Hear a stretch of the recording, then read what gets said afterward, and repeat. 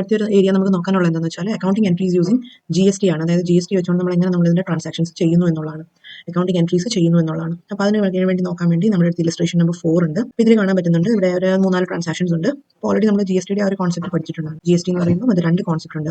നമുക്ക് state level GSTയും SGSTയും അതേപോലെ തന്നെ സെൻട്രൽ ഗവൺമെന്റ് ചാർജ് ചെയ്യുന്ന CGST ആണ് നമ്മൾ പഠിച്ചിട്ടുണ്ട്. പിന്നെ അവ 5 സ്ലാബ് റേറ്റുകൾ ഉണ്ട് എന്ന് നമ്മൾ പഠിച്ചിട്ടുണ്ടായിരുന്നു. ഇനി ഇവിടെ നമുക്ക് തന്നിരിക്കുന്ന ക്വസ്റ്റ്യൻ പറഞ്ഞിരിക്കുന്നത് വെച്ചാൽ record necessary journal entries assuming CGST 5%, SGST 5% എന്നാണ് കൊടുത്തിരിക്കുന്നത്. പിന്നെ നമ്മളോട് പറഞ്ഞിട്ടുണ്ട് ഈ ട്രാൻസാക്ഷൻസ് എല്ലാം നടക്കുന്നത് വിതിൻ ഡൽഹിയിലാണ്. അതായത് ഡൽഹി എന്ന് പറയുന്ന ഒരു സ്റ്റേറ്റിനുള്ളിൽ മാത്രമാണ് ഈ ട്രാൻസാക്ഷൻസ് എല്ലാം നടക്കുന്നത്. അപ്പം നമ്മൾ ഓൾറെഡി പറഞ്ഞായിരുന്നു ബിറ്റ്വീൻ 2 സ്റ്റേറ്റ്സ് ആണെങ്കിൽ ഡൽഹിയും ഇപ്പോൾ ഫോർ എക്സാമ്പിൾ കേരള തമ്മിലാണ് നമ്മൾ ട്രാൻസാക്ഷൻ നടത്തുന്നതെങ്കിൽ അവിടെ അപ്ലൈ ആവുന്നത് IGST ആണെന്ന് പറഞ്ഞു, ഇന്റിഗ്രേറ്റഡ് GST ആണെന്ന് പറഞ്ഞു. പക്ഷേ ഇവിടെ എന്താണെന്ന് വെച്ചാൽ നമ്മളെ സംബന്ധിച്ച് IGSTയുടെ ആ ഒരു പ്രോബ്ലം വരുന്നില്ല.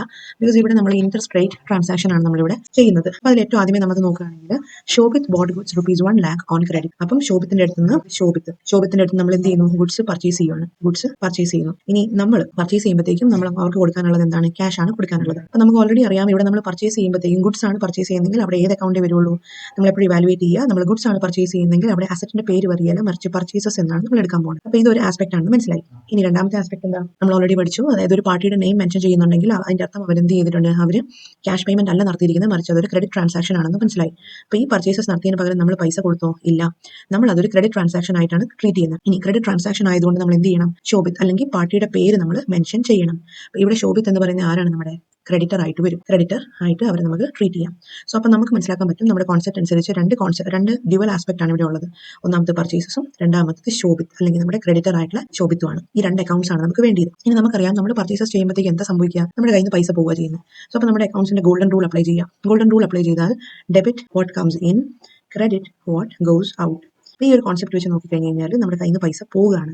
അപ്പോൾ നമ്മൾ എന്ത് സംഭവിക്കും, ഇവിടെ ക്യാഷിന് ക്രെഡിറ്റ് കൊടുക്കും, ക്യാഷ് അക്കൗണ്ടിന് ക്രെഡിറ്റ് കൊടുക്കും. ഇനി എന്ത് കാരണം കൊണ്ടാണ് ക്യാഷ് കയ്യിൽ നിന്ന് പോകുന്നത്, ഇറ്റ്സ് ബിക്കോസ് ഓഫ് പർച്ചേസസ്. നമ്മൾ ഈ പർച്ചേസസ് നടത്തിയത് കൊണ്ടാണ് ക്യാഷ് പോകുന്നത്. നമുക്ക് വളരെ സിമ്പിൾ ആയിട്ട് മനസ്സിലാക്കാൻ പറ്റി. നമ്മുടെ ജേർണൽ എൻട്രി എന്ന് പറയുമ്പോൾ എങ്ങനെ വരും, purchases account debtor to cash account. ഇനി ഇത് എഴുതി കഴിഞ്ഞിട്ടൊന്ന് ആലോചിക്കുക. അതായത് നമുക്ക് ശരിക്കും ക്യാഷ് അക്കൗണ്ട് എന്ന് എഴുതാൻ പറ്റുമോ ഇവിടെ, ഇല്ല. എന്തുകൊണ്ടാണെന്ന് വെച്ചാൽ ക്യാഷ് ആയിട്ടല്ല നമ്മളിവിടെ പർച്ചേസ് ചെയ്തിട്ട് പേയ്മെന്റ് ചെയ്തേക്കണേ, നമ്മൾ അത് പിന്നീട് ഒരു ഡേറ്റിലോട്ടാണ് നമ്മൾ പേയ്മെന്റ് പോസ്റ്റ്പോൺ ചെയ്തേക്കണേ. അപ്പോൾ അതുകൊണ്ട് തന്നെ ക്യാഷ് എന്ന് പറയുന്നതിന് പകരം ഇവിടെ എന്താണ് ശരിയായിട്ടുള്ള ട്രാൻസാക്ഷൻ, ടു ഷോഭിത്സ് അക്കൗണ്ട് എന്ന് വേണം വരാൻ. ഷോഭിത്സ് അക്കൗണ്ട് അല്ലെങ്കിൽ ക്രെഡിറ്റേഴ്സ് അക്കൗണ്ട് എന്നായിരിക്കും ടെക്സ്റ്റ് ബുക്കിൽ കൊടുത്തിരിക്കുന്നത്. ഇതിപ്പോൾ എക്സാമ്പിൾ ആയതുകൊണ്ട് ഷോഭിത്സ് അക്കൗണ്ട്, ഇതാണ് എക്സാക്ട്ലി ഒരു ട്രാൻസാക്ഷൻ നമ്മൾ എഴുതുന്നത്. ഇനി എത്ര എമൗണ്ട് ഉണ്ടായിരുന്നു, ₹1 lakh. അപ്പോൾ അതിനെ നമുക്ക് ഇങ്ങോട്ട് പെറുക്കി എഴുതിയേക്കാം. ഇതാണ് നമ്മുടെ ആക്ച്വൽ ട്രാൻസാക്ഷൻ. സാധാരണ രീതിയിൽ നമ്മൾ ഇതുപോലെയാണ് ട്രാൻസാക്ഷൻ എഴുതുന്നത്. ഇനി നമ്മൾ ചെയ്യുന്ന ഒരു കണക്ക് അല്ലെങ്കിൽ ഇതിന്റെ ഒരു സ്പെഷ്യാലിറ്റി എന്താണ്, നമ്മൾ ചെയ്യുന്നത് അക്കൗണ്ട്സ് വിത്ത് GST ആണ്. ഇപ്പോൾ GSTയുടെ കണക്കുകൾ നമ്മൾ ചെയ്യുമ്പോഴത്തേക്കും നമുക്കറിയാം അത് എന്താണ്, ഡെസ്റ്റിനേഷൻ ബേസ്ഡ് ആയിട്ടുള്ള ഒരു ടാക്സ് സോഴ്സ് ആണ്. അപ്പോൾ അതുകൊണ്ട് തന്നെ നമ്മൾ ഇവിടെ ടാക്സ് ചാർജ് ചെയ്യുന്ന എവിടെയായിരിക്കും, പർച്ചേസസിന്റെ കൂടെ ആയിരിക്കും. അതായത് ഡെബിറ്റ് ആസ്പെക്റ്റിലായിരിക്കും നമ്മൾ ഇതിന് ചാർജ് ചെയ്യാൻ പോകുന്നത്. അപ്പോൾ എക്സാമ്പിൾ ചെയ്ത് നമുക്ക് കാണിച്ചു തരാം. പർച്ചേസസ് അക്കൗണ്ട് ഡെറ്റർ ₹1 lakh എന്ന് എഴുതിയില്ലേ. ഇനി അടുത്തത് ടു ശോഭിത് അക്കൗണ്ട് എന്ന് എഴുതുന്നതിന് മുന്നേ നമ്മളിവിടെ എന്ത് എഴുതും, GSTയുടെ 2 കാര്യങ്ങളും കൂടി ചേർക്കാനുണ്ട്. അതായത് ഇൻപുട്ട് CGST അക്കൗണ്ട്, പിന്നെ ഇൻപുട്ട് SGST അക്കൗണ്ട് എന്നും വരും. Input CGST account, input SGST account debtor എന്നും പറഞ്ഞ് വരും. ഇനി അത് എത്ര വെച്ചിട്ടാണ്, എമൗണ്ട് എന്താണെന്ന് ചോദിച്ചു കഴിഞ്ഞാൽ നമ്മൾ ഓൾറെഡി പറഞ്ഞു, ക്വസ്റ്റ്യനിൽ കൊടുത്തിട്ടുണ്ട് 5% ആണ് അല്ലെ. CGST 5%ഉം SGST 5%ഉം ആണ്. അപ്പോൾ എന്തിന്റെ 5% ആണ് എടുക്കേണ്ടത്, on the cost price. Cost price 1 lakhന്റെ 5% വരുന്നത് 5,000 ആണ്. അപ്പോൾ ഈ 5,000 എന്ന് പറയുന്ന എമൗണ്ട് ആണ് നമ്മളിവിടെ GST ആയിട്ട് കൊടുക്കുന്നത്. അപ്പം സ്റ്റേറ്റിന് 5,000ഉം സെൻട്രൽ ഗവൺമെന്റിന് 5,000ഉം. അപ്പോൾ ടോട്ടൽ നമ്മൾ ഒരു 1 lakh rupeesന്റെ ഗുഡ്സ് പർച്ചേസ് ചെയ്തപ്പം 1 lakh rupees മാത്രമല്ല നമ്മൾ പേ ചെയ്തത്, 1 lakh rupeesന്റെ ഗുഡ്സ് പ്ലസ് GST ഇനത്തിൽ ഒരു 10,000 rupees കൂടി പേ ചെയ്ത് നമ്മൾ ടോട്ടൽ കയ്യിൽ നിന്ന് പോയ പൈസ എത്രയാണെന്ന് ചോദിച്ചു കഴിഞ്ഞാൽ 1,10,000 rupees ആണ് നമ്മുടെ കയ്യിൽ നിന്ന് പോയേക്കുന്നത്. മനസ്സിലായില്ലേ. അപ്പോൾ നമുക്ക് നോക്കി ഇവിടെ ഒരു മിസ്മാച്ച് വരുന്നില്ലേ, ഡെബിറ്റ് ആസ്പെക്റ്റിൽ 1,10,000, ക്രെഡിറ്റ് ആസ്പെക്റ്റിൽ 1 lakh. അങ്ങനെ കാണിക്കാൻ പറ്റുമോ, ഇല്ല. അപ്പോൾ നമ്മൾ എന്ത് ചെയ്യാൻ പോകണം, നമ്മൾ ആദ്യമേ എമൗണ്ട് എഴുതരുത്. ഇതൊരു ട്രയൽ ആയതുകൊണ്ട് മാത്രം കാണിച്ചു തരുന്നേ ഉള്ളൂ. അതായത് purchases account debtor 1 lakh, input CGST 5% 5,000, input SGST 5,000, to Shobhit's account ഇതെല്ലാം കൂടി കൂട്ടിയിട്ടുള്ള 1,10,000 എന്നാണ് കാണിക്കേണ്ടത്. പിന്നെ സ്വാഭാവികമായിട്ടും നമ്മൾ സാധാരണ എഴുതുന്ന പോലെ തന്നെ നറേഷൻ എഴുതുക. എന്താണ്, good spot on, being good spot on, credit എന്ന് പറഞ്ഞുകൂടി എഴുതുക. നമുക്ക് രണ്ടാമത്തെ ട്രാൻസാക്ഷൻ നോക്കാം. അതായത് രണ്ടാമത്തെ ട്രാൻസാക്ഷനിൽ പറയുന്നത് ഹി സോൾഡ് ദം ഫോർ 1,35,000. അതായത് നമ്മൾ ഓൾറെഡി പഠിച്ചായിരുന്നു. അതായത് എന്താണ്, ആദ്യത്തെ ട്രാൻസാക്ഷനിൽ പറയുന്നത് ശോഭിത്ത് ഗുഡ്സ് മേടിച്ചു അല്ലെ. ഇനി ശോഭിത്ത് എന്ത് ചെയ്യാണ്, ശോഭിത്ത് ചിലപ്പോൾ ഒരു ഹോൾസെയിലർ ആവാം. അപ്പോൾ ഈ പുള്ളി ഈ ഗുഡ്സിനെ എടുത്ത് നമുക്ക് വേറൊരു ആൾക്ക് സെല് ചെയ്യുവാണ്. അപ്പോൾ ആദ്യമേ നമ്മൾ എന്താ ചെയ്തത്, പർച്ചേസ് ചെയ്തു. ഇനി ശോഭിത്ത് എന്ന് പറയുന്ന ആള് ഇത് നെക്സ്റ്റ് ഒരാൾക്ക് എന്ത് ചെയ്യാണ്, സെല് ചെയ്യുവാണ്. ഫോർ എക്സാമ്പിൾ പിന്നെ നമ്മളോട് പറയുന്നുണ്ട് ഇൻ ദ സെയിം സ്റ്റേറ്റ്. അതായത് അപ്പോൾ നമുക്ക് ടെൻഷൻ അടിക്കേണ്ട ആവശ്യമില്ല. ഇതെല്ലാം നടക്കുന്ന എവിടെയാണ്, ഒരു ഇന്റർ സ്റ്റേറ്റ് ട്രാൻസാക്ഷൻ അല്ല, മറിച്ച് ഇത് ഡൽഹിയിൽ തന്നെ വിതിൻ ഡൽഹിയിൽ നടക്കുന്ന ഒരു കാര്യമാണെന്ന് ഓർക്കുക.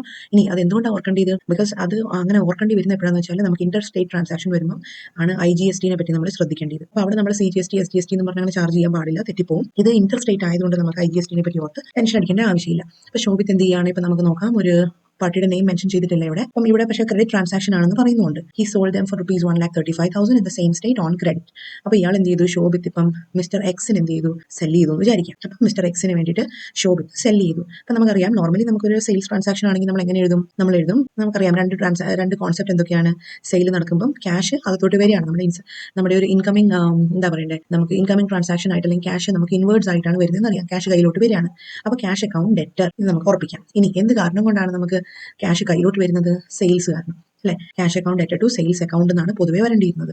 പക്ഷെ നമ്മുടെ ഈ ട്രാൻസാക്ഷന്റെ സ്പെഷ്യാലിറ്റി എന്താണ്, ഇവിടെ സെയിൽസ് നടക്കുന്നുണ്ടെങ്കിൽ പോലും ശോഭിത്തിന് ക്യാഷ് കിട്ടുന്നുണ്ടോ, ഇല്ല. ഇതൊരു ക്രെഡിറ്റ് ട്രാൻസാക്ഷൻ ആയതുകൊണ്ട് നമുക്ക് ക്യാഷ് അക്കൗണ്ട് എന്ന് എഴുതാൻ പറ്റത്തില്ല.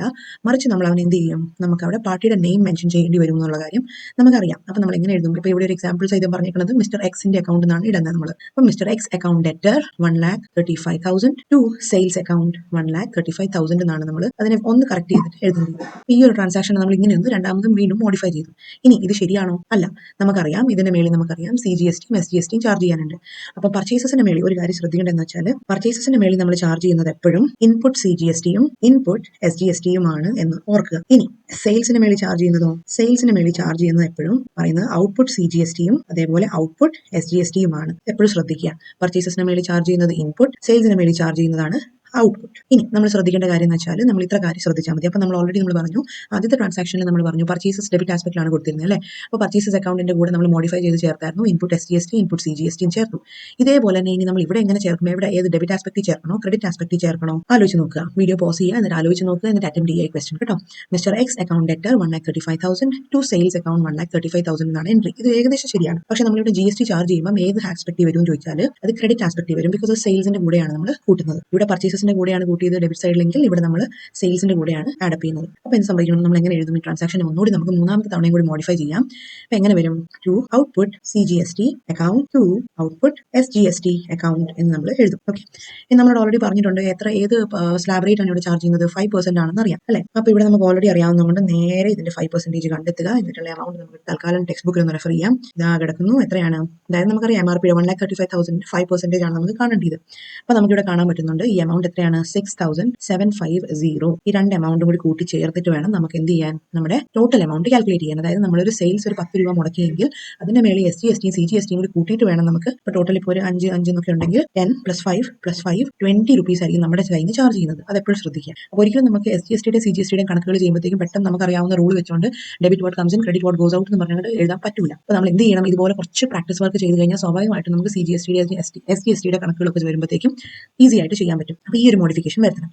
ഇനി ഇത് ശരിയായി എന്നാണോ, അല്ല. നമുക്കറിയാം 1,35,000 സാധാരണ നമ്മുടെ sales amount, output CGST 6,750, output SGST 6,750. ഇതെല്ലാം കൂടി കൂട്ടുന്നതാണ് നമ്മുടെ ക്രെഡിറ്റ് ആസ്പെക്ട് എന്ന് മനസ്സിലായി. ഡെബിറ്റ് ആസ്പെക്ട് എത്രയാണ് അപ്പോഴും കിടക്കുന്നത്, 1,35,000 ആണ് കിടക്കുന്നത്. അപ്പോൾ അത് ശരിയാണോ, അല്ല. അപ്പം ഇതിന് പകരം നമ്മൾ ഏത് എമൗണ്ട് എഴുതണം, നമ്മൾ എഴുതേണ്ട എമൗണ്ട് എന്ന് പറയുമ്പോൾ ഇറ്റ് ഈസ് 1,48,500. ഇനി അതെങ്ങനെ കിട്ടിയെന്ന് ചോദിച്ചു കഴിഞ്ഞാൽ 1,35,000 പ്ലസ് 6,750 പ്ലസ് 6,750. ഇതാണ് നമ്മുടെ ഈ ഒരു ട്രാൻസാക്ഷന്റെ സ്റ്റോറി. ഇനി നമുക്ക് അടുത്ത് നോക്കാം. അതായത് മൂന്നാമത്തേൽ നമുക്ക് നോക്കുകയാണെങ്കിൽ ഇവിടെ ട്രാൻസാക്ഷൻ എന്താ പറഞ്ഞിരിക്കുന്നത്, he paid for railway transport. Railway ട്രാൻസ്പോർട്ടിന് വേണ്ടി ഇയാൾ പേ ചെയ്തു എന്നാണ് പറയുന്നത് അല്ലെ. റെയിൽവേ ട്രാൻസ്പോർട്ട്, അപ്പോൾ നമുക്കറിയാം ഇത് എന്താണ് ബേസിക്കലി റെയിൽവേ ട്രാൻസ്പോർട്ടിന് വേണ്ടി പേ ചെയ്തു എന്ന് പറയുമ്പോൾ അതൊരു പേയ്മെന്റ് ആണ് അല്ലെ, അല്ലെങ്കിൽ ഒരു എക്സ്പെൻസ് ആണ് എന്നൊക്കെ നമുക്ക് പറയാൻ പറ്റും. ഇതൊരു എക്സ്പെൻസ് ആണ്. ഇനി നമ്മൾ ഓൾറെഡി പറഞ്ഞു പർച്ചേസസ് ആണെങ്കിൽ ഇൻപുട്ട്, സെയിൽസ് ആണെങ്കിൽ ഔട്ട്പുട്ട്. അപ്പം പേയ്മെന്റ് ആണെങ്കിലോ എന്തായിരിക്കും സംഭവം, പേയ്മെന്റ് ആണെങ്കിൽ വേറെ ഒന്നുമില്ല, ഇതൊരു എക്സ്പെൻസ് ആയിട്ടാണ് കൂട്ടുന്നത്. ഇപ്പോൾ പർച്ചേസസ് എന്ന് പറയുന്നത് എക്സ്പെൻസ് ആയിട്ടല്ലേ നമുക്ക് പറയാൻ പറ്റുന്നത്. പർച്ചേസ് ചെയ്യുമ്പോൾ കയ്യിൽ നിന്ന് പൈസ പോകുന്നു. അപ്പോൾ ഇവിടെ എന്ത് ചെയ്യും, നമ്മൾ റെയിൽവേ ട്രാൻസ്പോർട്ടിന്റെ ഒപ്പം നമ്മൾ നോക്കിക്കഴിഞ്ഞാൽ അവിടെ നമുക്ക് ഇൻപുട്ട് GST ആയിരിക്കും കാൽക്കുലേറ്റ് ചെയ്യേണ്ടത്. ഇതൊന്ന് മനസ്സിലാക്കുക, പേയ്മെന്റ് ആയതുകൊണ്ട് കേട്ടോ. അപ്പോൾ നമ്മുടെ ട്രാൻസാക്ഷനിലോട്ട് പോകാം. റെയിൽവേ ട്രാൻസ്പോർട്ടിന് വേണ്ടി പേ ചെയ്തു എന്നാണ് പറയുന്നത്. അപ്പോൾ ഇവിടെ വേറെ ബാങ്കിങ് ട്രാൻസാക്ഷനോ ഗൂഗിൾ പേന്നോ Paytm എന്നോ ഒന്നും കൊടുക്കാത്ത സ്ഥിതിക്ക് നമുക്ക് മനസ്സിലാക്കാൻ പറ്റും റെയിൽവേ ട്രാൻസ്പോർട്ടിനുള്ള 8,000 rupees എങ്ങനെയാണ് പേ ചെയ്തേക്കുന്നത്, ക്യാഷ് ആയിട്ടാണ് പേ ചെയ്തേക്കുന്നത് നമുക്ക് വേണമെങ്കിൽ ഊഹിക്കാൻ പറ്റും. അപ്പോൾ നമ്മൾ എങ്ങനെ എഴുതും, നമ്മുടെ ഗോൾഡൻ റൂൾ അപ്ലൈ ചെയ്യുക, എന്നിട്ട് ആലോചിക്കുക എന്താണ് വരിക, debit what comes in credit what goes out. അപ്പോൾ ക്യാഷ് ഇവിടെ എന്ത് ചെയ്യാണ്, ക്യാഷ് കയ്യിൽ നിന്ന് പോവാണ്. അപ്പോൾ എന്ത് നമ്മൾ എഴുതും, ക്യാഷ് അക്കൗണ്ടിന്റെ ക്രെഡിറ്റ് സൈഡിലോട്ട് അങ്ങോട്ട് എഴുതിയേക്കാം 8,000. ഇനി എന്ത് കാരണം കൊണ്ടാണ് നമ്മുടെ ക്യാഷ് പോയത്, ബിക്കോസ് ഓഫ് റെയിൽവേ ട്രാൻസ്പോർട്ട്. അപ്പോൾ നമുക്ക് ഡെബിറ്റ് ആസ്പെക്ട് ക്ലിയർ ആയിട്ട് എഴുതാം. എന്താണ്, railway transport account debtor 8,000 to cash account 8,000. അപ്പോൾ വീണ്ടും നമ്മൾ ആലോചിക്കുക, ശരിയാണോ അത്? അല്ല, നമ്മളിവിടെ GST കാൽക്കുലേറ്റ് ചെയ്തിട്ടില്ല. അപ്പോൾ GST നമ്മൾ വീണ്ടും ആലോചിച്ച് നോക്കി എവിടെ വരണം? നമ്മൾ എപ്പോഴും ആ എക്സ്പെൻസ് ആണോ ഇൻകം ആണോ എവിടെയാണോ അതിന്റെ അടുത്ത് തന്നെ വരണം. അപ്പോൾ നമുക്കറിയാം ഇത് ഡെബിറ്റ് ആസ്പെക്റ്റിലാണ് റെയിൽവേ ട്രാൻസ്പോർട്ട് വന്നേക്കുന്നത്. അപ്പോൾ അതിന്റെ താഴെ തന്നെ നമ്മൾ എഴുതണം railway transport account debtor 8,000, input CGST account, input SGST account. ഇനി എത്ര ശതമാനം വെച്ചിട്ടാണ് ഇവിടെ നമ്മൾ പറയുന്നത് അറിയാം, നമുക്ക് 5% വെച്ചിട്ടാണ് നമ്മുടെ ഈ ക്വസ്റ്റ്യനിൽ കൂട്ടിയേക്കുന്നത്. അപ്പോൾ നമ്മൾ എന്ത് ചെയ്യണം? നേരെ ഇതിന്റെ 5% കാണുക. എത്ര വരും? 400. അപ്പോൾ എത്രയായി? നമ്മുടെ ഡെബിറ്റ് ആസ്പെക്റ്റിലെ എമൗണ്ടും ക്രെഡിറ്റ് ആസ്പെക്റ്റിലെ എമൗണ്ടും മാച്ച് ചെയ്യുന്നുണ്ടോ? ഇല്ല. നമുക്ക് മനസ്സിലാക്കാൻ പറ്റും ഇവിടെ 8,000ഉം ഡെബിറ്റ് ആസ്പെക്റ്റിലെ 8,800ഉം ആണ് അല്ലേ? അപ്പം നമുക്ക് എന്ത് മനസ്സിലായി? നമുക്ക് ഈ എമൗണ്ട് നമ്മൾ തിരുത്തേണ്ടി വരും. ഈ എമൗണ്ടിന് പകരം നമുക്ക് എഴുതേണ്ടത് 8,800 ആയിരുന്നു. അപ്പം നമ്മൾ ഇപ്പോഴും ഈ ഒരു ട്രാൻസാക്ഷൻ നമ്മൾ തുടക്കത്തിലൊക്കെ ഇങ്ങനെ ചെയ്യുമ്പോഴത്തേക്കും കുഴപ്പമില്ല. ഇത് മനസ്സിലാക്കാൻ വേണ്ടി മാത്രമേ ഇതിങ്ങനെ ഒരു ഡിജിറ്റൽ ബോർഡിൽ നമ്മളിങ്ങനെ ചെയ്യുന്നേ ഉള്ളൂ. പക്ഷേ നമ്മൾ എക്സാം പോയിന്റ് ഓഫ് ഇവിടെ ചെയ്യുമ്പോൾ ഒത്തിരി വെട്ടും കുത്തും അല്ലെങ്കിൽ ഒത്തിരി ഇങ്ങനെ എന്താണ് സ്ക്രിബിൾ ചെയ്തിരിക്കുന്ന ഒരു പേപ്പർ കണ്ടാൽ തന്നെ ടീച്ചേഴ്സിന് വെറുപ്പ് തോന്നും. അപ്പോൾ അതുകൊണ്ട് ഇത് നമ്മൾ ഡിജിറ്റൽ ബോർഡ് ആയതുകൊണ്ട് ചെയ്യുന്ന പോലെ നമുക്ക് ഈസി ആയിട്ട് ചെയ്യരുത്.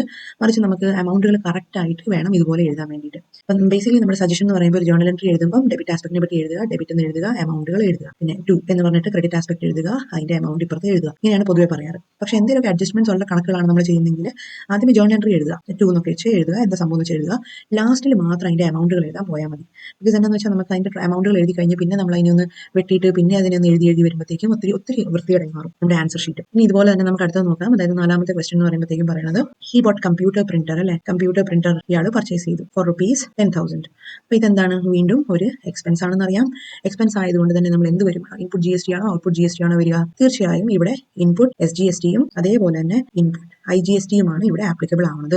ഇൻപുട്ട് CGSTയുമാണ് ഇവിടെ ആപ്ലിക്കബിൾ ആവുന്നത് എന്ന് മനസ്സിലാക്കുക. പിന്നെ സ്വാഭാവികമായിട്ടും സാധാരണ രീതിയിൽ നമ്മൾ ഒരു എക്സ്പെൻസ് റെക്കോർഡ് ചെയ്യുന്ന പോലെ തന്നെയാണ് എഴുതുക.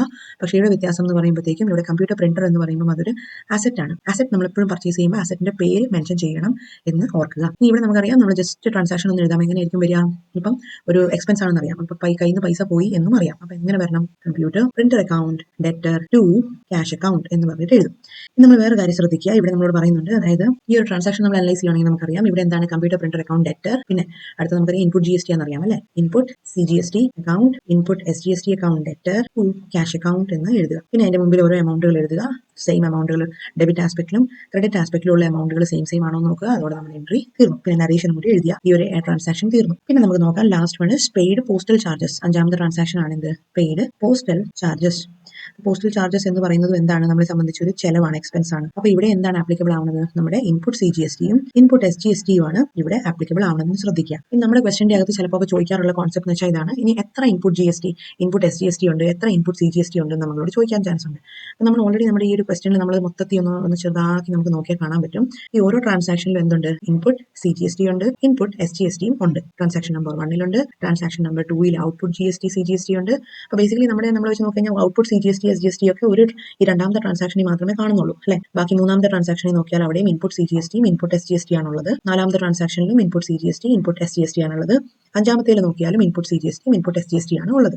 ഇനി നമ്മളെ സംബന്ധിച്ച് നോക്കുമ്പോൾ ചിലപ്പോൾ എന്ത് പറയും? എത്ര ടോട്ടൽ ഇൻപുട്ട് CGST ഉണ്ട് എന്ന് കണ്ടുപിടിക്കാൻ പറയും. അപ്പോൾ നമ്മൾ എന്ത് ചെയ്യണം? ഇതുപോലെ ഒരു വർക്കിംഗ് നോട്ട് വെച്ചുകൊണ്ട് ചെയ്യുക. അപ്പോൾ എങ്ങനെയാണ്? നമ്മുടെ ആദ്യത്തെ ട്രാൻസാക്ഷൻ എടുക്കുക. അപ്പോൾ ഇവിടെ നിലവിൽ നമുക്ക് 5 ട്രാൻസാക്ഷൻസേ കൊടുത്തിട്ടുള്ളൂ അല്ലെ. അപ്പം ഇവിടെ ശ്രദ്ധിക്കുക എത്രയാണ് നമ്മുടെ ആദ്യത്തെ ഇൻപുട്ട് CGST എന്ന് പറയുന്നത് 5,000 ആണ്. പിന്നെ 2ാമത്തെ സ്ഥലത്ത് നോക്കിക്കഴിഞ്ഞാൽ അത് ഔട്ട്പുട്ട് CGST ആണ്, അത് പോട്ടെ. പിന്നെ അടുത്ത ട്രാൻസാക്ഷൻ നോക്കിക്കഴിഞ്ഞാൽ ഇൻപുട്ട് CGST അടുത്ത് കൊടുത്തിട്ടുണ്ട്, അത് എത്രയാണ്? 400 ആണെന്ന് അറിയാം, 400 ആണ്. പിന്നെ അടുത്ത നോക്കിക്കഴിഞ്ഞാൽ അടുത്ത ഇൻപുട്ട് CGST എമൗണ്ട് നമ്മൾ കാൽക്കുലേറ്റ് ചെയ്തില്ല അല്ലെ, 500ഉം പിന്നെ 100ഉം ആണെന്ന് കാണാൻ പറ്റുന്നുണ്ട്. അപ്പോൾ എല്ലാ ട്രാൻസാക്ഷൻസും എടുത്ത് നോക്കിക്കഴിഞ്ഞാൽ അതിൽ മൊത്തത്തിൽ ഒട്ടാകെയുള്ള ടോട്ടൽ ഔട്ട്പുട്ട് ഇൻപുട്ട് CGST എത്രയുണ്ടെന്ന് ചോദിച്ചാൽ 6,000 ഉണ്ടെന്ന് മനസ്സിലാക്കാൻ പറ്റും. ഇനി ടോട്ടൽ ഇൻപുട്ട് SGST ഉണ്ടെന്ന് ചോദിച്ചാലും ഈ എല്ലാ ട്രാൻസാക്ഷൻസിനെയും കൂടി കൂട്ടിയിട്ട് ഇത്രയും SGST ഉണ്ടെന്ന് മനസ്സിലാക്കാൻ പറ്റും. അപ്പോൾ ഇത് ബേസിക്കലി നമുക്ക് എന്താണ് ഓൾമോസ്റ്റ് സെയിം ആയിട്ടേ വരുള്ളൂ ഇൻപുട്ട് CGSTയും SGSTയും. പക്ഷെ എന്നാലും അതിന്റെ ട്രാൻസാക്ഷൻസ് നമ്മൾ ഓരോന്നും വേർതിരിച്ച് കാണിക്കേണ്ടത് അത്യാവശ്യമാണ്. ഇനി ടോട്ടൽ ഔട്ട്പുട്ട് CGST എത്രയുണ്ടെന്ന് ചോദിച്ചാൽ നമുക്ക് ഓൾറെഡി അറിയാം. ഈ ക്വസ്റ്റൻ വലിയൊരു ക്വസ്റ്റൻ ഒന്നും അല്ലായിരുന്നു.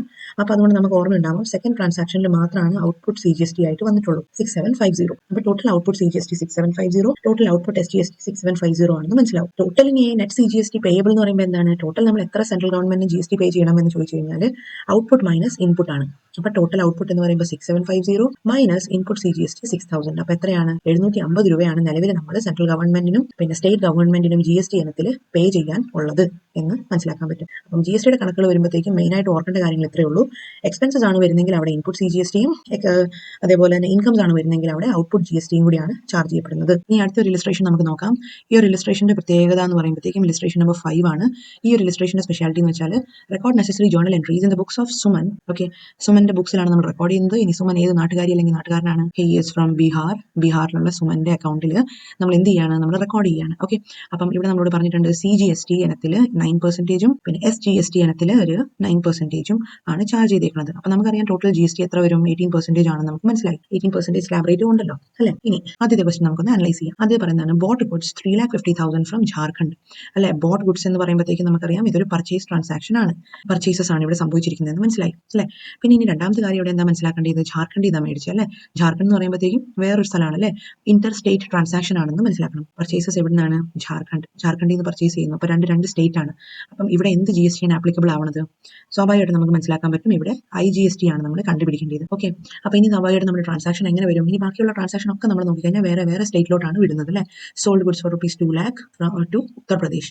നമ്മൾ ജാർഖണ്ഡിൽ നിന്ന് മേടിച്ചു, UP ലോട്ട് അയച്ചു. പിന്നെ sold goods for rupees 4 lakh locally, അതായത് ഒരു ട്രാൻസാക്ഷൻ എന്ന് പറയുമ്പോൾ ബീഹാറിൽ തന്നെ ഉള്ള ഒരു ലോക്കൽ പ്ലേസിലോട്ട് അയച്ചു. അപ്പൊ ആ ഒരു ട്രാൻസാക്ഷനിൽ നമ്മൾ IGST കാൽക്കുലേറ്റ് ചെയ്യുമോ? ഇല്ല, സെയിൽസ് ആണ് പറഞ്ഞിരിക്കുന്നത് അല്ലെ. സെയിൽസ് ആണെങ്കിൽ നമുക്കറിയാം ഇൻപുട്ട് ആണോ ഔട്ട്പുട്ട് ആണോ ആലോചിക്കുക. ഇനി അടുത്തത് പെയ്ഡ് ഇൻഷുറൻസ് പ്രീമിയം. അപ്പം പെയ്ഡ് ഇൻഷുറൻസ് പ്രീമിയം എന്ന് പറയുമ്പോൾ അതൊരു എക്സ്പെൻസ് ആണെന്ന് അറിയാം. അപ്പൊ അവിടെ ഏത് GST കാൽക്കുലേറ്റ് ചെയ്യുക? ഇൻപുട്ട് GST ആണ് കാൽക്കുലേറ്റ് ചെയ്യുക. ഇൻപുട്ട് SGSTയും ഇൻപുട്ട് CGST ആണ് കാൽക്കുലേറ്റ് ചെയ്യേണ്ടത്. ഇനി ബോട്ട് ഫർണിച്ചർ ഫോർ ഓഫീസ്, അതായത് നമ്മളൊരു അസറ്റ് പർച്ചേസ് ചെയ്തു അല്ലെ. വീണ്ടും അവിടെ എന്താണ്? ഒരു എക്സ്പെൻസിനെയാണ് സൂചിപ്പിക്കുന്നത്. അവിടെ നമുക്ക് ഇൻപുട്ട് GST ആണ് കാൽക്കുലേറ്റ് ചെയ്യുക. അപ്പൊ നമുക്ക് ഈ ട്രാൻസാക്ഷൻ ഓരോന്നും അനലൈസ് ചെയ്യാം. അപ്പൊ അതേ പറഞ്ഞ എന്താണ്? പർച്ചേസസ് ആണ്. നമ്മൾ ജാർഖണ്ഡിൽ നിന്ന് ഗുഡ്സ് പർച്ചേസ് ചെയ്തു. അപ്പൊ ഇവിടെ വരുന്ന ട്രാൻസാക്ഷൻ എങ്ങനെ വരും? നമുക്കറിയാം പർച്ചേസ് ചെയ്യുമ്പോൾ കയ്യിൽ നിന്ന് പൈസ പോകുന്നു അല്ലെ.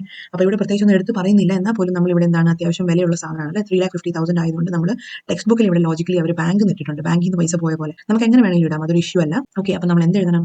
ബോട്ട് ഗുഡ്സ് ആയതുകൊണ്ട് പർച്ചേസസ് അല്ലാത്തതുകൊണ്ട് നമ്മൾ അവനെ അസറ്റ്സ് അല്ലാത്തതുകൊണ്ട് നമ്മൾ അവനെ പർച്ചേസസ് അക്കൗണ്ടും തന്നെ ഇടും. പർച്ചേസസ് അക്കൗണ്ട് ഡെറ്റർ 3,50,000 പർച്ചേസസ് നടത്തി. പിന്നെ അതുകൊണ്ട് തീർന്നോ? ഇല്ല, നമ്മൾ പറഞ്ഞു പർച്ചേസസിന്റെ ഒപ്പം എന്ത് വരണം? പർച്ചേസസ് ആണെങ്കിൽ ഇൻപുട്ട് CGST ആണോ SGST ആണോ വരിക? രണ്ടും വരികയില്ല അല്ലെ. നമ്മളുടെ കേസ് എന്ന് പറയുമ്പോൾ ഇത് ജാർഖണ്ഡിലോട്ടാണ് നമ്മൾ അയക്കുന്നത്. അപ്പം ഇവിടെ ഇൻപുട്ട് IGST ആണ് വരുള്ളൂ. Input IGST at the rate of എന്ത് പെർസെന്റ് ആയിരിക്കും? 9% ആണോ 9% ആണോ അതോ രണ്ടും കൂടി കൂട്ടി 18 ആണോ? തീർച്ചയായും 18% തന്നെയാണ് നമ്മൾ എടുക്കുക. 18%. ഇനി നമുക്കറിയാം 3,50,000ന്റെ 18% നമ്മൾ എടുത്തിട്ട് വേണം ഈ ട്രാൻസാക്ഷൻ റെക്കോർഡ് ചെയ്യാൻ വേണ്ടിയിട്ട്. ഇതാണ് നമ്മുടെ ആദ്യത്തെ ട്രാൻസാക്ഷന്റെ ഒരു ജേർണൽ എൻട്രി എന്ന് പറയുമ്പോഴത്തേക്കും. ഓക്കെ, ഇനി രണ്ടാമത്തെ നമുക്ക് എക്സാമ്പിൾ നോക്കാം. രണ്ടാമത്തെ പറയുന്നത് സോൾഡ് ഗുഡ്സ് ആണ്, സെയിൽസ് ആണ് അല്ലെ. Sold goods to Uttar Pradesh. അപ്പൊ ഇവിടെ സെയിൽസ് ആണ് നമുക്കറിയാം അല്ലെ. സെയിൽസിന്റെ ട്രാൻസാക്ഷൻ ആണെങ്കിൽ നമുക്കറിയാം സെയിൽസ് എന്ന് പറയുമ്പോൾ എപ്പോഴും ക്യാഷ് കയ്യിലോട്ട് വരികയാണ് അല്ലെ. അത് ബാങ്ക് വഴി ആവാം, ക്യാഷ് ആയിട്ടാവാം, എന്താണെങ്കിലും ഇവിടെ നമ്മളോട് പറഞ്ഞിരിക്കുന്നത് എന്താണ്? പാർട്ടിയുടെ പേരൊന്നും പറഞ്ഞിട്ടില്ല. അതുകൊണ്ട് തന്നെ നമുക്ക് മനസ്സിലാക്കാൻ പറ്റും ക്യാഷ് ട്രാൻസാക്ഷൻ വേണമെങ്കിൽ എടുക്കാം അല്ലെ. പൈസ വന്നത് ചിലപ്പോൾ ക്യാഷ് ആയിട്ടോ ബാങ്ക് ആയിട്ടോ വേണമെങ്കിൽ ട്രീറ്റ് ചെയ്യാം. അപ്പം ഇവിടെ നമുക്ക് എന്ത് എഴുതാം? Cash account or bank account debtor to sales account. ഇനി നമുക്കറിയാം സെയിൽസ് ആണെങ്കിൽ എന്താ വരിക? To output. വീണ്ടും ഓർക്കുക, ഔട്ട്പുട്ട് എന്ത് വരും? ഔട്ട്പുട്ട് CGST ആണോ ഔട്ട്പുട്ട് SGST ആണോ? അല്ല, രണ്ടും അല്ല. ഔട്ട്പുട്ട് IGST ആണ്. Output IGST at the rate of 18% എന്നാണ് നമ്മൾ കാൽക്കുലേറ്റ് ചെയ്യുക. നമുക്കറിയാം സെയിൽസിന്റെ എമൗണ്ട് നമുക്കറിയാം എന്താണ്. കണ്ടില്ലേ, നമ്മളിപ്പോൾ ചെയ്യുന്ന എല്ലാ എൻട്രീസ് എന്ന് പറയുമ്പോൾ നമ്മൾ ബേസിക് ആദ്യത്തെ ക്വസ്റ്റൻ പോലെയല്ല, നമ്മൾ ട്രാൻസാക്ഷൻ എഴുതുന്നു ഇല്ല. ഇതിന്റെ എമൗണ്ടുകളൊക്കെ മാറാൻ ചാൻസ് ഉണ്ട് നമുക്ക് അറിയാവുന്നതുകൊണ്ട് നമ്മൾ എമൗണ്ടുകൾ എഴുതി പോയാൽ മണ്ടത്തരായി പോകും. നമുക്കറിയാം ടോട്ടൽ നമ്മുടെ കയ്യിലോട്ട് വന്ന പൈസ എത്രയാണെന്ന് നമുക്ക് പറയാൻ പറ്റുമോ? ഇല്ല. സെയിൽസ് നമ്മൾ നടത്തിയത് എത്രയാണെന്ന് പറയാൻ പറ്റും അല്ലെ. സെയിൽസ് നമ്മൾ നടത്തിയത് 2 lakh rupees ആണെന്ന് നമുക്കറിയാം. ഇനി 2 lakh rupeesന്റെ സെയിൽസ് മാത്രമാണോ? പോരാ, അതിന്റെ ഔട്ട്പുട്ട് GST ചാർജ് ചെയ്തിട്ടില്ല 18% അല്ലെ. അപ്പൊ 2 lakhന്റെ മേലെയും നമ്മൾ ഒരു 18% GST കാൽക്കുലേറ്റ് ചെയ്യേണ്ടത് ഉണ്ട്. അപ്പം ടോട്ടൽ നമ്മുടെ ഔട്ട്പുട്ട് GST എത്രയാണ്? 36,000. Sales 2 lakh. അപ്പൊ ടോട്ടൽ നമ്മുടെ കയ്യിലോട്ട് വന്ന പൈസ എത്രയാണ്? 2,36,000. അപ്പൊ ആദ്യമേ നമ്മൾ എമൗണ്ടുകൾ എഴുതുവായിരുന്നെങ്കിൽ ഇപ്പൊ നമ്മൾ മണ്ടന്മാരെ പോലെ കുത്തിയിരുന്ന് ഇറേസ് ചെയ്യേണ്ടി വന്നേനെ അല്ലെ. അപ്പൊ അതുകൊണ്ട് നമുക്ക് എന്ത് ചെയ്യാം? ഏറ്റവും പ്രോ ലെവലിലോട്ട് നമ്മൾ മൂവ് ചെയ്യാണ്. അപ്പൊ നമുക്ക് ഈ ട്രാൻസാക്ഷൻസ് എഴുതുന്നതിനൊപ്പം എന്തെങ്കിലും രീതിയിലുള്ള അഡ്ജസ്റ്റ്മെന്റ്സ് കണ്ടു കഴിഞ്ഞാൽ ഉടനെ ഓർക്കുക എമൗണ്ടുകൾ ലാസ്റ്റിൽ എഴുതിയാൽ മതി. ഇനി നമുക്ക് ബാക്കി ട്രാൻസാക്ഷൻസിനെ അനലൈസ് ചെയ്യാം. Sold goods for rupees 4 lakh locally. ഈ ലോക്കലി സെല് ചെയ്യുന്ന ഗുഡ്സിന്റെ സ്പെഷ്യാലിറ്റി എന്താണ് നമുക്കറിയാം. ലോക്കലി സെല് ചെയ്യുവാണെങ്കിൽ അവിടെ IGST കാൽക്കുലേറ്റ് ചെയ്യുമോ? നമ്മൾ ഇല്ല, IGST കാൽക്കുലേറ്റ് ചെയ്യേണ്ട ആവശ്യമില്ല. പകരം എന്താണ്? നമ്മൾ സെപ്പറേറ്റ് ആയിട്ട്. പിന്നെ ഇതെന്താണ്? സെയിൽസ് ആണ്. സെയിൽസ് ആയതുകൊണ്ട് തന്നെ നമുക്കറിയാം ഇവിടെ ഔട്ട്പുട്ട് CGSTയും അതേപോലെ തന്നെ ഔട്ട്പുട്ട് SGSTയും ആയിരിക്കും ഇവിടെ കാൽക്കുലേറ്റ് ചെയ്യേണ്ടത്. ഇനി ബാക്കിയെല്ലാം സെയിം തന്നെ. അതായത് നമ്മുടെ സാധാരണ രീതിയിൽ നമ്മൾ രണ്ട് എക്സ്പെൻസസ് വരുന്നുണ്ട്. എന്തൊക്കെയാണ്? ഇൻഷുറൻസ് പ്രീമിയം ഇതൊരു എക്സ്പെൻസ് ആണ് നമുക്കറിയാം. എക്സ്പെൻസ് ആയതുകൊണ്ട് തന്നെ ഇവിടെ എന്താണ് ചാർജ് ചെയ്യപ്പെടുന്നത്? ഇവിടെ നമ്മൾ ചാർജ് ചെയ്യുന്നത് ഇൻപുട്ട് CGSTയും അതേപോലെ തന്നെ ഇൻപുട്ട് SGSTയും ആണ് കാൽക്കുലേറ്റ് ചെയ്യുക. ഇനി അടുത്ത ട്രാൻസാക്ഷൻ നോക്കിയാലോ. ബോട്ട് ഫർണിച്ചർ, അസറ്റ് പർച്ചേസ് ചെയ്യുക ചെയ്യുന്നത് അല്ലേ? അസറ്റ് പർച്ചേസ് ചെയ്യുവാണ് നമ്മൾ ചെയ്യുന്നത്. അപ്പോൾ അസറ്റ് പർച്ചേസ് ചെയ്യുമ്പോൾ എന്ത് വരും? ഇത് വീണ്ടും ഒരു എക്സ്പെൻസ് ആണ് നമുക്ക് മനസ്സിലായി. എക്സ്പെൻസ് ആണെങ്കിൽ വീണ്ടും നമ്മൾ എന്ത് ചെയ്യുന്നു? ഇൻപുട്ട് CGST ഇൻപുട്ട് SGST വെച്ച് നമ്മൾ കണക്കുകൾ ചെയ്യുന്നു. പിന്നെ ലാസ്റ്റ് നമ്മളോട് ചോദിക്കും, അതായത് ടോട്ടൽ നമ്മുടെ ഇൻപുട്ട് CGST എത്ര, ടോട്ടൽ SGST എത്ര, ഇനി ടോട്ടൽ IGST എത്ര എന്നൊക്കെ നമുക്ക് കാൽക്കുലേറ്റ് ചെയ്യേണ്ടതുണ്ട്. പിന്നെ നമുക്ക് ഇവിടെ കാണാൻ പറ്റുന്നുണ്ട് IGSTയുടെ കണ്ടില്ലേ, ടോട്ടൽ ഔട്ട്പുട്ട് ലയബിലിറ്റീസ് ഇത്രയൊക്കെയാണ്. ഇനി നമ്മൾ ലെസ് ചെയ്യുകയാണ് ഇൻപുട്ട് ടാക്സ് ക്രെഡിറ്റ്. CGST ഇത്ര നമ്മൾ ഇൻപുട്ട് ആയിട്ട് നമ്മൾ പേ ചെയ്യേണ്ടതുണ്ട്. പിന്നെ SGST 7,200 ഉണ്ട്. IGST ഇങ്ങനെയുണ്ട്. ടോട്ടൽ എമൗണ്ട് പേയബിൾ എന്താണ്? IGST ആയിട്ട് നമ്മൾ പ്രത്യേകിച്ച് ഒന്നും പേ ചെയ്യേണ്ട. ടോട്ടൽ CGST 1,800 പേ ചെയ്യാനുണ്ട്. ടോട്ടൽ SGST 28,800 പേ ചെയ്യാനുണ്ട് എന്ന് നമുക്ക് മനസ്സിലായി. ഒരു കോൺസെപ്റ്റ് മനസ്സിലാക്കാൻ വേണ്ടിയിട്ട് ഈ ക്വസ്റ്റൻസ് ഒന്ന് പ്രാക്ടീസ് ചെയ്ത് നോക്കുക. അപ്പോൾ ഇവിടെ ഓൾറെഡി നമുക്ക് ഒന്ന് രണ്ട് കുറച്ച് തിയറി ക്വസ്റ്റൻസ് കൊടുത്തിട്ടുണ്ട്, അതേപോലെ തന്നെ പ്രോബ്ലംസും കൊടുത്തിട്ടുണ്ട്. അപ്പോൾ ഇതൊന്ന് ജസ്റ്റ് ചെയ്ത് നോക്കിയിട്ട് മനസ്സിലാക്കുക നിങ്ങൾക്ക് എന്ത് മാത്രം പിടികിട്ടി എന്നുള്ളത്. Thank you.